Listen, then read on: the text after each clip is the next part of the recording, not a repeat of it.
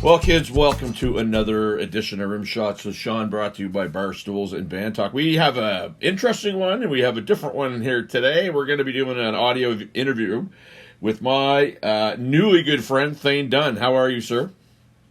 Wonderful, my friend. Thank you. So, I guess you and I kind of met. It's kind of funny how things work. And I always talk about networking, but a good friend of mine, Darren Geppetto Morash, you knew Darren. You were looking for somebody to give you a hand promoting a show, and that's how we met.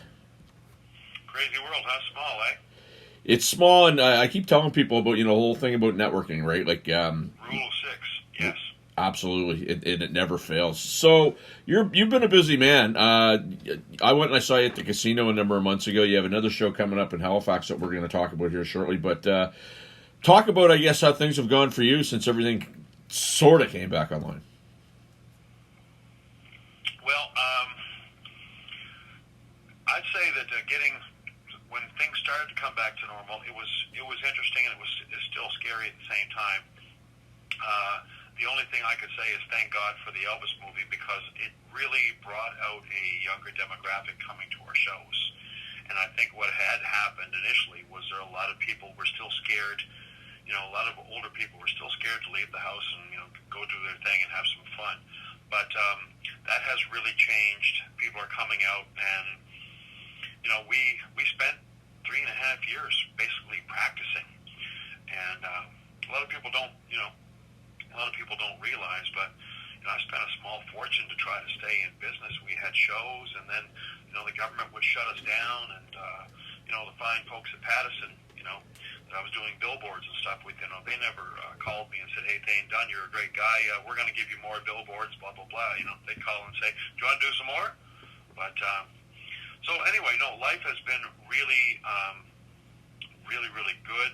We have a video right now that's got over 4 million views, and looks like it's going to be taking us to places in the world we never thought. My wife's got this amazing career on the go. Just a little bit of everything. It's crazy, but things are probably 10 times better than they were prior to COVID. So I think I'm actually one of the people out there that it didn't kill off, but things are better than they were before, if that makes sense. Well, it does, and the theme I guess that I had was, if you kind of sat around feeling sorry for yourself, the world was going to pass you by, and the people that actually tried to further their career and keep busy and figure what the next step was going to be when everything opened back up again, they would be the benefactors of that, and certainly that seems to be the way it's going for you, because I've gotten to know you a little bit. You don't sit around on your butt doing nothing, man. You're always moving, right? So it seems my ass off, yeah. Right, absolutely. And you know what? And to that point, you brought up an interesting thing about, you said you spent a small fortune putting on this show. Talk about that for a bit, because a lot of people don't understand. Like, when you give them a price for a show, and they're like, when they're I guess sometimes questioning it, they don't understand the amount of work, time, effort, money that it goes into it. Talk about that a little bit, Thane. Well, most of what I do, I very rarely sell our show. I four-wall it. So that means, let's say, for example, that we're playing Casino New Brunswick in Moncton. I rent the venue. I do all of the marketing. I do every aspect of it, and then we do the show, and then hopefully, everything works well, and they write me a big fat check. But it's always a roll of the dice. So, there's a lot of, when you're advertising these days, the music business there are a lot of Johnny-come-latelys, more so now than ever, and at the same time, there are a lot of crooks in this business, and not just a lot of Colonel Parkers running around out there, if you want to put it that way. But you have to pay for everything up front. So when I mentioned Pattison billboards have worked very well for me, but they want to be paid up front. So I can start advertising a show, for example, 3 months prior, and I'm paying for that billboard. I'm paying for that radio campaign. I'm paying for this. I'm paying for that, for the marketing. I have a graphic artist. I pay him. I have a videographer. I pay him. I have a band, and I pay them. It's a business. It's as if I had a sock factory. Well, someone's got to make the socks. Someone's got to advertise them. Someone's got to distribute them. It's got to get them there. All that stuff. So I think sometimes there's a lot of people that music is just simply a hobby for them, and more people know people that have friends that do it as a hobby, and they can't relate to doing it as a business. It's different with what I do. It's not different with what I do. It's the same. It's similar. I took something that I love and I ran with it, and it's I guess business has kind of always been one of my things. So.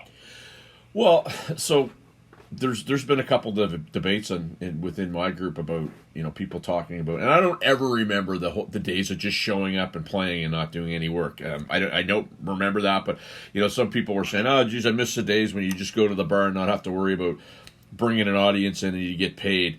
And so people are kind of like, "Geez, I wish we could do that." But in the business, especially with what you're doing, that's not a thing. Like if you're not promoting it.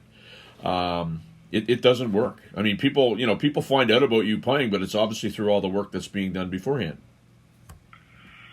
Yeah, I mean, I would say this, I said I very rarely ever sell my show, and there have been very scant few times, but you find out that not everybody is as hard of a worker as you are. And, people like to pass the buck and drop the ball, unfortunately. And I don't want to sound negative here. It kind of does sound negative, but you don't get anybody else to do what you want to do yourself. So, I get a lot of people every week that send me this and say, "How much is it for your show?" Blah, blah, blah, blah, blah. But in most cases, I like to tackle stuff myself, just simply because Thane Dunn's not going to, stab me in the back or not be scared of doing the work. And yes, I mean, the flat fee and come do the show, those are beautiful, but they're few and far between. That's more of we're running into that now with America, but at the same time, the money is quite substantial, and you just send them off basically your marketing stuff, so that they can do their thing, but it's all guaranteed. So you actually do just show up and play, and whether it's 10 people or 2,000 people, but the good thing is it's been the 2,000 people have showed up. So that's amazing. I'm long-winded.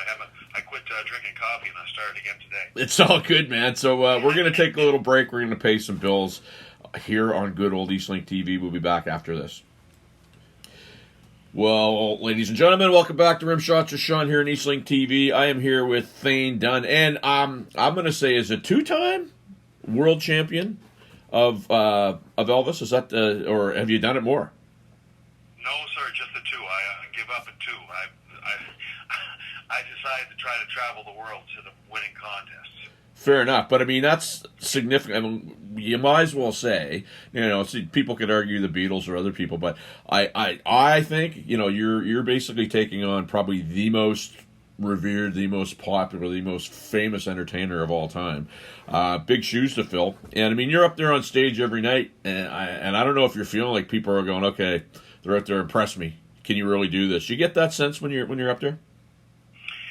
Yes, I remember when I first started, a man that was kind of I never liked people that do what I do, and I'm still not very crazy about them. But there was a guy, his name was Eddie Miles, and Eddie said to me, he said, "Wow," he said, "you've got the magic." He said, "I got the magic," and he said, "You got the magic." And he said, "Remember this," he said, "you start here. Those people, they come to see Elvis." He said, "Don't go any lower than this." He said, you got big shoes to fill, but you've got to, and to me, that I never ever forgot that. So when I don't care what anybody says. I think Elvis Presley was the world's greatest entertainer. If you didn't like Elvis Presley and you end up seeing him, you fell in love with the guy. And there's so much to do and to make it look. I think to do Elvis correctly, it has to look flawless. Like it has to look like it's so easy, and you have to work so hard at it that it becomes kind of like when someone's doing a kata in karate. That it just it just looks like second nature. But there's so much to it. It's from the way that you look to what you wear, to what you say, to what you sing, to how you sing. Can you sing opera? Can you are you baritone? Can you get high? Can you get low? Type thing. Who makes your damn boots? You know, all these stupid, crazy things. But I'm very, I don't know. When it comes to Elvis, I'm very guarded and very protective. I just love the guy. Loved him since I was a kid. And so everything, I mean, you could, the stuff that I have, you could pretty much replace stuff. I could steal stuff out of Graceland and replace it with what I have, and nobody would ever be the wiser. But, I mean, I just think when Elvis fans, there's so many guys running around with, wigs and fake sideburns, and it's a money grab and this and that and everything else. People go and they're disappointed. I mean, I have people that will never come and see Thane Dunn, the Cadillac Kings, because they just, people paint everybody with the same brush. Yep. And I mean, and that's, I guess, kind of a hard one because, like anything, I mean, like I'm a Kiss fan, and I saw, it was Canada's #1 Kiss tribute last weekend up in Toronto, and they were fantastic. But I mean, the thing is I'm sitting there going like, okay, if they hadn't come out in the exact looking costumes, I probably would have turned my nose up and ignored it. So I get where you're coming from there, because. For anybody that hasn't seen you, and I mean, the first time I saw you was probably 7 years ago at the Rebecca Cohen, and you did, it was the Aloha Hawaii, you did the reenactment of that concert. And you came out, you had the jumpsuit like he did, you did the whole, with the wing. I mean, it was incredible. And I think I told you, I was there with my mother because it was her birthday, who was a huge Elvis fan, and it was like, I said to my mother, like, the freaking hairs are standing up on my arms right now. It was that close. And, it says a lot to the amount of work that you put into it. Thank you. I really, look, I think you're a cool guy, and I think you're good at what you do, and I appreciate that. That means a lot to me. Well, I just, I'm... because here's the thing, Thane, and I mean, everything from, the voice to the vibrato to the movements to the, the bad karate that Elvis used to do once, you got it down to a science. And he was, good at martial arts, but you got it down to a science, man. It's like you've definitely done the work. How much have, I guess, is it an ongoing study? Do you go back to the books, I guess, if you will, or is it just something that's ingrained in you now? The best way that I can say it is Rocky. Okay, the Rocky movies. I love the Rocky movies, and I always think about when I think it was "Eye of the Tiger" came out. That song by Survivor, there, whatever they were called. Yeah. And Rocky sat back on his laurels and driving the big limousines and playing the rock star and all that kind of stuff. Because he was at the top of his game, and then Mr. T comes along and knocks him out. So in regards to Elvis, I think I probably, not today I'm not because, but most days I probably spend at least an hour working on something to make what I'm doing better. And, it's like I work on my voice, I work on everything. And I think that our show, if you saw our show 7 years ago and you saw what we're doing today, it's totally different. But sorry, I'm really long-winded, but I work at it all the time because Elvis was so magical. There will never be another Elvis. So it's a work in progress. I'll be 100 years old and never happy with what I do. My wife, she says to me, she says, "Man, you beat yourself up so bad." But I just, it's just I feel like a certain, I don't know. So you have to get on there and it's a tough thing to do it correctly. I agree with that. No, and I always say, like, when I play, and I just did a show last night, I know when I'm on, I know when I'm off, and you don't have to tell me either way. Like, I just know, right? And but I also do it for myself, so I'm never nervous about who's in the room. I couldn't care if there was 50 drummers. I couldn't care, whatever. I mean, I play for myself, and I never get rattled by that. However, sometimes, to your point, it's just like, did I do the work enough? Because people are paying to see you. And at the end of the day, yeah, you want to do it for yourself, but you don't want to let them down. You know what I mean? Yeah, because you're only as good as your last show, and as far as I'm concerned, it's my last show that sells the next one. Well, that's a fair statement. That's bang on, because what if you went up there, and instead of wearing the jumpsuit or the leather, you wore like a ripped jean jacket and sneakers or something, and just kind of pace the stage. I think of what you're doing in your line of work, that would instantly get around. Well, something that one of the strangest things when I said earlier that I don't sell the show, we had a lady that has been coming to see us for a long time. she did well for herself, and she said, look, it's my birthday, and I'd like to hire you for my birthday, and I want to pay you this. And it was pretty much what somebody would make in a year working. So I said, yeah, we're in.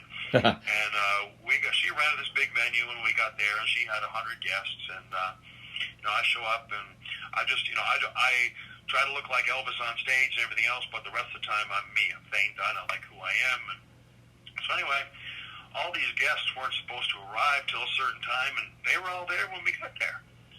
So my sound guys and production guys, they're putting up the lights, doing this, doing that. Most of the people in my band are pretty shy. So I thought, well, the hell with this. So anyway, I went down and I grabbed, I said, get me a microphone and a mic stand. So I talked to the people that were there. I talked to them for about a half an hour prior to the show, which I've never done. And I'm wearing a pair. This was last summer. So I'm wearing a pair of shorts, pair of Nikes and t-shirt, whatever. And anyways, and just had a ball with these people, just talking to them about Elvis and the things I've done and why I love Elvis and that kind of stuff, and why did they love Elvis. And, this lady, she called me the next day, and she said, look, they loved your show. They were amazed by it, and she said, and so many of them were amazed just listening to you at the start. So, I mean, I don't know. I love to entertain people, and anyway. Well, and you do it well. So, you know what? We're going to take one last break. We're going to pay a few bills, because, hey, you got to do that. And we'll be back with Mr. Thane Dunn after this. Well, folks, welcome back to Rimshots with Sean here on East League TV. So I was at your show at the casinos. This is back January. It was you did it for Elvis's birthday, which incidentally, I might have told you this before. His birthday was the same day as my grandfather's, and my grandfather died the same day as him, which is kind of interesting. So, wow. Okay. So you're there, you're doing the show, you're doing a little talk in between, and this lady walks up right through the middle of the crowd, goes up and says, Lisa Marie passed away. And the way that you handled that, it was kind of funny. If you were rattled by it, it didn't show. You kind of, blew it off, and then off we went. But the reason why I'm bringing that up is because some people would get very rattled by that. It might kind of impact the rest of their performance. Never happened. And I mean, hey, you being an Elvis fan, that's a pretty big deal, right? So you obviously remember that. Mm-hmm. Yeah, I remember very well. I mean, there's no business like show business, and an old saying that said the show must go on. So everybody that was in that audience, they all paid their hard-earned money to come see our show, and that's what we got to do. I can't run around, get mamby-pamby, and get crying and everything else. We dedicated How Great Thou Art to her, and we did that. But I've had, I had a show just a few days after my father passed away. That's back 12 years ago. My wife just sold out the casino on May the 13th, and her mother was expected to pass away that day. So I mean, you gotta keep doing what you're doing. The only thing I would say about that is we when we got home, we played in Halifax on the Thursday, and we were at the casino on the Friday, and our little boy Charlie, who's now 7, he's really cool, and he said, you and Mommy should do In the Ghetto, because he said Elvis sang that with Lisa Marie. Anyway, we did that, and that's got over 4 million views worldwide so far. So I mean, you never can tell. It's, I hate to say that someone passed away, and that's I don't mean it that way, but you never can tell what the future holds for you. So I mean, you just got to be cool all the time. Absolutely, and you touched on something as you were talking there that people don't understand about the business. If you're in a 9-to-5 job, somebody passes away, you have your bereavement time, you can take time off. It's usually with pay, and not making light of anything like that. But in this business, really, you sing for your supper, right? So it's like you want to, do right by your audience regardless of what happens, but oftentimes you miss out on things that you would normally, other people would be able to take advantage of. And I think people miss that sometimes, and they just think, oh, you guys just have the greatest job. It's all fun.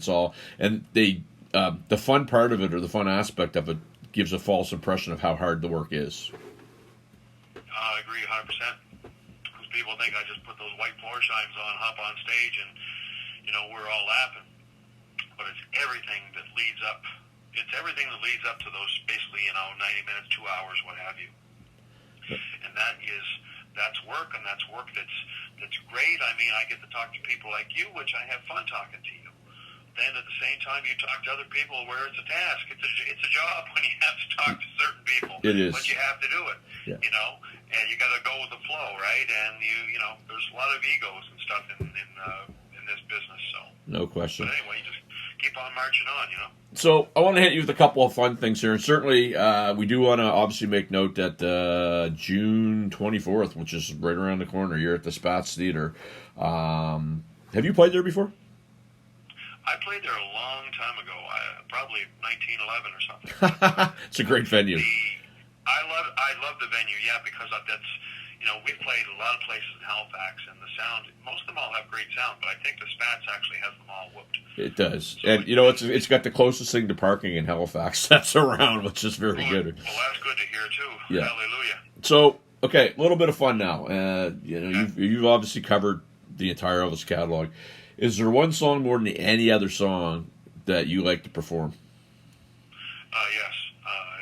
There's a song called An American Trilogy. Yes. That's my favorite Elvis song. You're going to ask me why? It's because it's the first time I watched Elvis do it, he was like a superhero. I grew up loving Spider-Man and stuff like that. So Elvis, he's got the cape, and he's oozing charisma out of every pore, and he hits this, amazing note, and it screams Elvis. Yeah. And I mean, it's a showstopper. People love it. People cry. You don't hear a peep. If you're doing it right, that's how you know you're doing it right, because you don't hear a peep until the end of the song. That's my favorite song. Is there a song that you see it on the set list and you go, you know what, it's got to be done, but geez, I'm not into it. Shoes. Really? Yeah. Okay. That's kind of like your heave away, right? I'm going to get shot for this, but imagine being Elvis and having to sing the same songs over, and that's why every year when they would go on tour, they would they change the songs around. They played them faster, slower, or what have you, type thing. But no, that's just one song, because everybody, hey, can you play Blue Suede Shoes? Yeah. I don't know, it becomes redundant to me for some reason. Well, it's like being in the bar band and having to play Heave Away or something like that, right? Good, old-time rock and roll or whatever. Yes, sir. Do you have a scarf sponsor? Because when you did that, you were at the casino that night, I swear to God, you gave out 1,000 scarves. Do you have a sponsor for that, or is that coming out of your own jeans? That was incredible. No, I have a sponsor. They're AGM Classics, but they help us with advertising and whatnot. But I have a lady that's out of Ontario. Her name's Judy. She's a wonderful girl, and she makes the scarves for me. She charged me a lot of money for them, but I really like her. So, and I think it's cool when you can go to a show and you can get a memento. I think the cool part about it is that we're able to get into people's psyche. We can create that atmosphere where they maybe, they suspend their belief and think they're watching Elvis. And women actually come up to the stage to get a scarf from a guy that's not Elvis. So I think if you want to do that, well, I'm going to do my best to give you one. That's very cool, man. Last question. Where can my peeps, who are absolutely phenomenally loyal watchers, where can they find out more about Thane Dunn?